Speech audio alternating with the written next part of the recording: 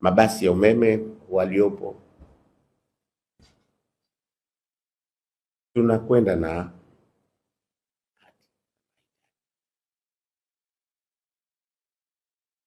nakubali kwamba kuna historia, magari ya mbao, utamaduni wetu. Kama tunahitaji kwamba yawepo, hayaondoshwi, lakini yatatoa huduma katika maeneo mengine, kwamba si lazima gari la mbao lije lipite mji Mkongwe. Tutaliwekea mahala gari ya mbao itafanya kazi zake huko. Watu wanapenda, wengine watalii, wengine wanapenda kuingia kwenye maeneo hayo, wataingia. Lakini maeneo ya mji huu tunataka yawe na magari ambayo yataweza kutoa huduma za kasi, lakini huduma ambazo zinaendana na maendeleo tunayoyakusudia. Haya mengine yanaweza yakatoa huduma kuanzia Nungwi kaja zake mpaka kwa Nyanya pale, halafu kwa Nyanya kuna gari nyingine unaingia unakuja zako mjini. Nadhani hakuna ubaya huu. Hakuna ubaya huu. Tusifanye kama nchi nyingine zipo ambazo huwezi kujua public transport iko.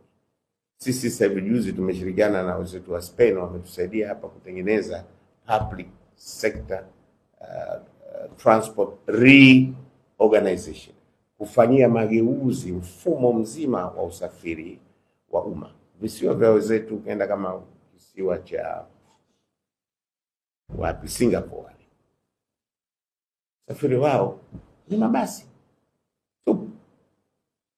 Na hata sisi wafanyakazi, viongozi wanatumia usafiri wa umma badala ya kutumia magari yao na kupunguza congestion katika barabara.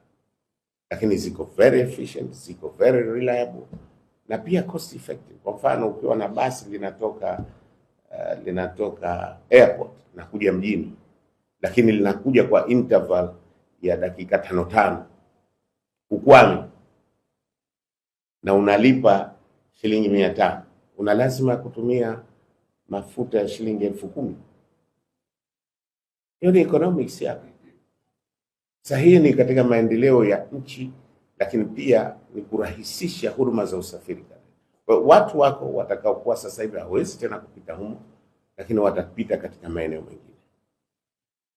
Nadhani hilo ndio jibu ambalo naweza nikakupa kwa sasa hivi. Road reserve tunasemaje? Kwanza wananchi wasiwe na wasiwasi. Tunaweka alama, si kwamba tunawavunjia. Lakini alama zile tunawaambia wanaotaka kujenga sasa wasijenge. Zilizokuwepo ndio zipo. Manake hata hizi tunazolipa fidia, kama serikali ingelisema hasa tunafuata sheria, wengi wao wasingestahili kulipwa. Wengi wao, kwa sababu wengi wako kwenye roho. Lakini serikali imechukua burden ya kulipa. Kwa sababu gani? Kwa sababu ndio ushajenga na hawa wananchi wetu. Mtu kakaa pale kishajenga na watoto wake, kwa hivyo unamlipa angalau akatafute mahala pengine. Lakini serikali pia sasa hivi ina mpango wa kujenga nyumba za makazi ya kisasa.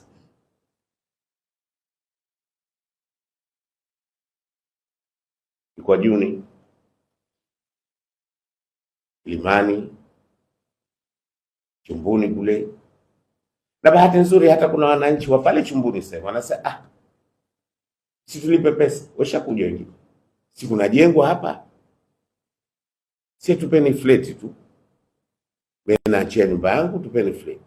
Na huo ndio utaratibu serikali unataka kwenda nao.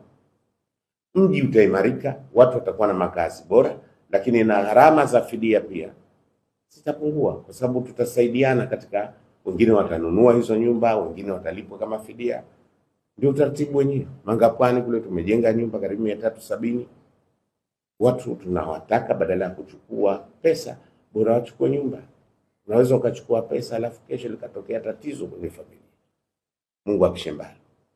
Pesa yote ikaenda huko na nyumba huna. Lakini una nyumba yako. Na ningekuwa mie pale Mangapwani ningesema bora nipewe nyumba, kwa sababu ule mji unabadilika kutokana na bandari ile inayojengwa. unaweza hata uko mbele ukakodisha, mji unakuwa.